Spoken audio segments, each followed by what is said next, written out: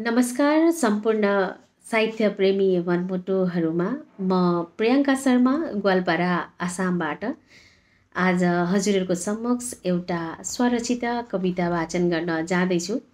यो कविता धेरै दिन अगाडि प्रकाशित भएको हो।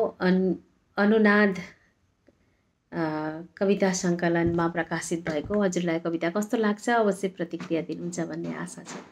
कविताको शीर्षक छ मनका कुरा। प्रियङ्का शर्मा ग्वालपारा आसाम। सबै कुरा आज तिमीलाई भन्नेछु, मुटुका सबै पन्ना एक एक गरी खोल्नेछु। फक्रिएको गुलाब फुलका पत्ता खोलिए झैँ मनको भारी तिमीसँगै बिसाउनेछु। तिमी मेरो चाहना मेरो सपना भन्नेछु। यस्तो लाग्छ तिमी बिनाको यो जीवन, रङ बिनाको त्रिभुवन, तारा बिनाको गगन, पानी बिनाको नदी र सुगन्ध बिनाको सुमन। हो आज यी सबै कुरा तिमीसँग गर्नेछु। त्यसैले तिम्रो सम्झनामा आज 2 अक्षर कोर्दैछु। तिम्रो मायामा अझ रङ्दै जाँदैछु। नदीको छाली एकहोरो बगे झैँ तिम्रो मायाको लहरोमा बग्दै गएछु। दिन रात तिम्रो सम्झनामा काट्ने गरेछु।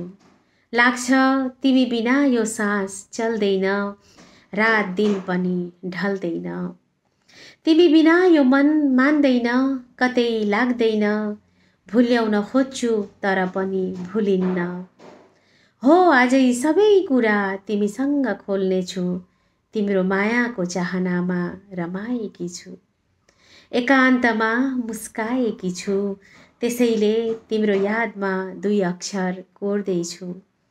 मनका सबै कुरा खोल्नेछु। केवल तिम्रो मायामा रमाउनेछु। जुनीभरि तिम्रो हुने रहर पालेकी छु। त्यसैले 2 अक्षर तिम्रो नाममा कोर्दैछु। सबै कुरा आज तिमीलाई भन्नेछु। मुटुका सबै पन्ना एक एक गरी खोल्नेछु। सबै कुरा आज तिमीलाई भन्नेछु। हजुरलाई यो मेरो कविता कस्तो लाग्यो अवश्य प्रतिक्रिया दिनुहुन्छ भन्ने आशा छ। हजुरहरूको प्रतिक्रियाले मलाई धेरै उत्साह दिन्छ। हजुरहरूको राम्रो प्रतिक्रिया आएमा मलाई अरू कविताहरू वाचन गर्न, कविता गजल मुक्तक वाचन गर्न उत्साह दिन्छ। त्यही भएर हजुरहरूले प्रतिक्रिया चाहिँ अवश्य दिनुहुन्छ भन्ने आशा छ। कविता मन परेमा यसो यताउता सेयर पनि गरिदिनु होला। आजलाई यति नै। फेरि नौतन कविता हजुरहरूसित लिएर आउनेछु वाचन गरेर। नमस्ते सबैजनामा।